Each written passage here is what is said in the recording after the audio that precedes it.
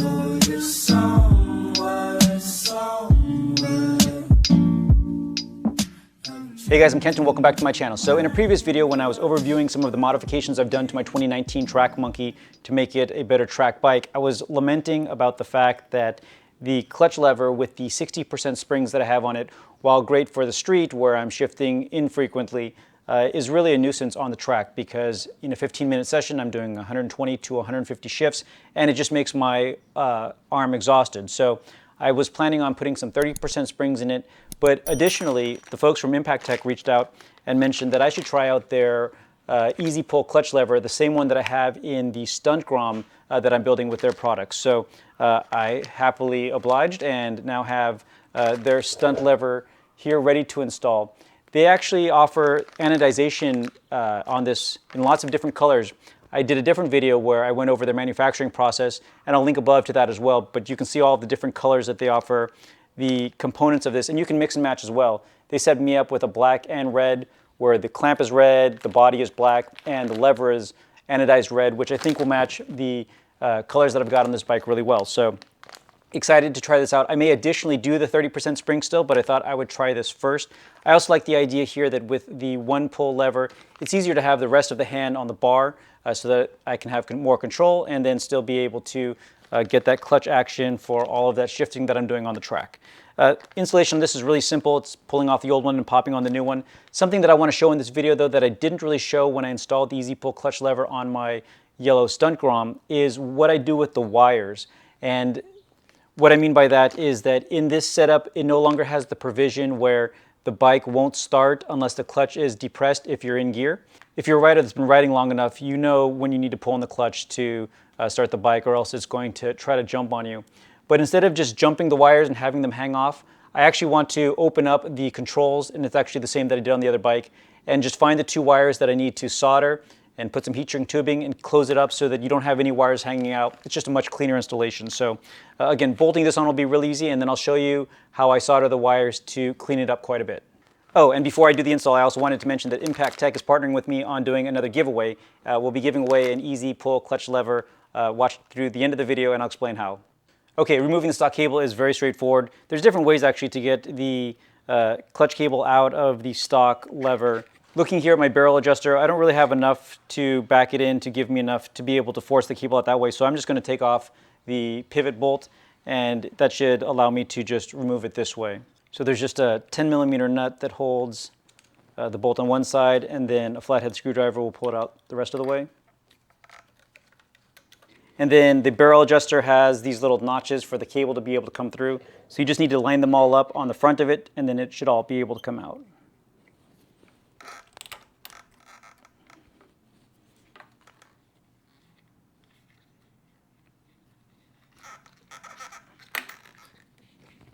And then there's also this harness for the plugs that hold the cables for the clutch sensor. These just pop straight out too. Now there's just two 8mm bolts holding the rest of the housing, and then the stock assembly is off.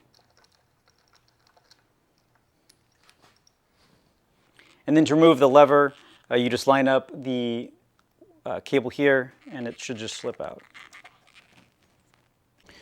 So just to do a close-up here of the lever, the anodizing is gorgeous both on the red and the black.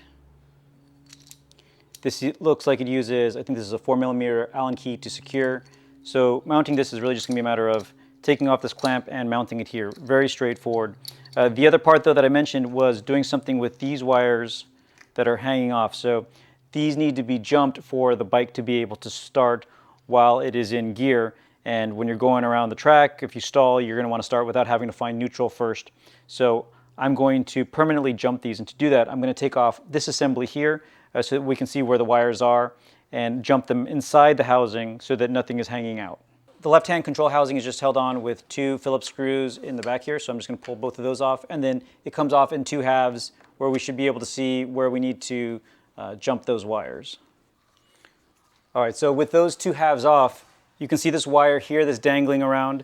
There's two small Phillips screws here that I'm going to back off to remove this metal plate, and then I should be able to get this wire exposed so that I can cut it, solder it, do some heat shrink tubing, and then put this plate back and assemble it without this hanging out.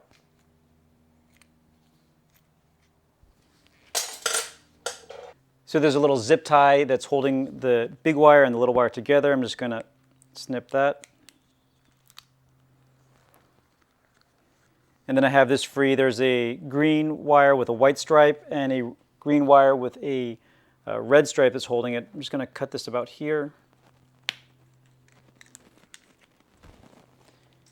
And now I have these two wires that I can solder together and hopefully put it all back together while keeping these on the inside of the controls so that it's only the big wire that's coming out, and just cleaning this up quite a bit.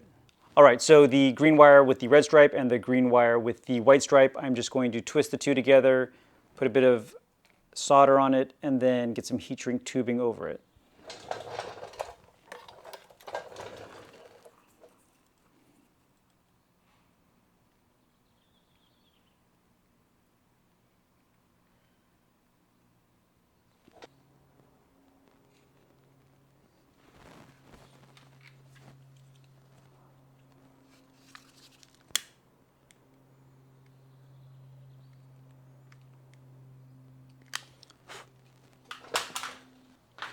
There also seems to be quite a bit of dust or sand in the controls here, so I figure I'll take the opportunity to clean that out. All right, and reassembly should be pretty straightforward. Also be mindful, there's this little plastic piece here that on the last time I did this, I couldn't figure out for a while exactly where it goes. But it goes right here in the housing. It helps pinch this wire against the housing to keep it in place. There's on one side a little post, and that goes into the little hole here at the base of the control housing. So it fits in like that. That cable goes in, and then I need to get the metal plate screwed back on, and we'll just get this onto the handlebar.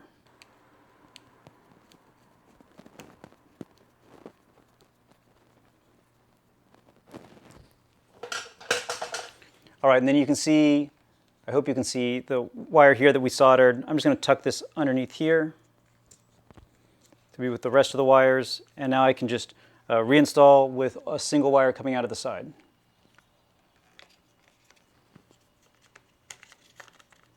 Also, make sure that there's a little hole that you had drilled into your handlebar, or in the stock handlebar already came there, that lines up to a little nub on the controls to lock into place. So make sure you find that before you secure it back down with the screws.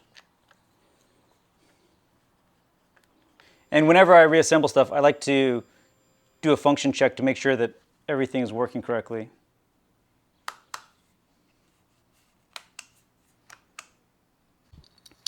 All right, and so getting the easy pull lever on then should be really straightforward. First is getting it onto the clutch cable.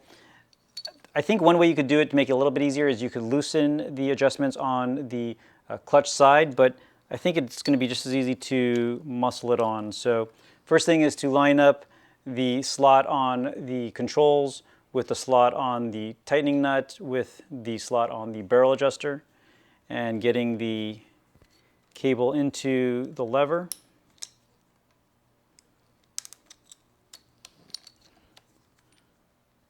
And then with all three lined up,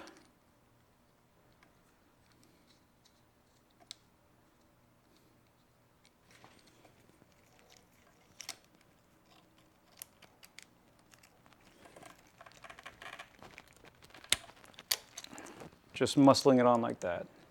And so that's it. Then it's just a matter of securing the two nuts to the clamp. And I believe this torques down to 9 foot-pounds, although I'm not going to torque them yet because I'm going to make some adjustment to see how high I want the lever. On the stunt bike, I actually had it a little bit higher than I typically ride levers. On this bike, since it's my track bike and I'm usually more in the attack position, or I'm supposed to be at least, I'm probably going to have it slightly more angled down like I do the brake lever, but I'll ride it around and see what position is most comfortable. So and when you're adjusting the lever, make sure there's a little bit of dead play so that it's not trying to engage the clutch right away. If it is, it's likely going to always be having the clutch drag a little bit, and for one, that's bad for the clutch, but it'll also be difficult to find neutral that way. But yeah, this feels great. In addition to it being really easy, it's also very smooth. This has a bearing inside of the pivot bolt It also has some brass shims, so there's no play up and down like I see on a lot of levers. Even high quality levers I found have play up and down. So I love how perfect the machining is. Everything lines up very well. Okay, so a very easy install, and as advertised, it makes for a much easier clutch pull. I'll get it on the track and ride it around to make the decision if I want to back down my 60% springs to 30% springs just to make it even easier. But for now, I'm pretty satisfied with the way that it's set up and really excited to get it on the track and try it out. And to my comment that I made earlier in the video, if you're interested in winning one of these levers, leave a comment in the description below. Make sure that you're subscribed, leave a comment. Let me know that you're interested in winning one of the Impaktech Easy Pull clutch levers, and I guess let me know what color anodization you would choose if you win one. So yeah, please leave that comment below this week so I will do the drawing. Let's see, get your comment in before July 1st, Friday, July 1st. We're in 2022 in case you're watching this in the future. Leave the comment, and then on Saturday I'll go ahead and just do one of those Wheel of Name drawings, and whoever wins one, I'll reach out to you. Make sure that you're keeping an eye on it, because I've had a couple of drawings where people don't see the reply that I have to get in contact to get you the prize. So please take a look on Saturday to see whether or not you won. If you did, I'll send you my email address so that we can get in touch, and we'll probably, in this case, then get with Impaktech to get whatever color combination you'd like and get that product out to you. So anyway, thank you everybody very much for watching. Stay tuned for more videos and keep on building.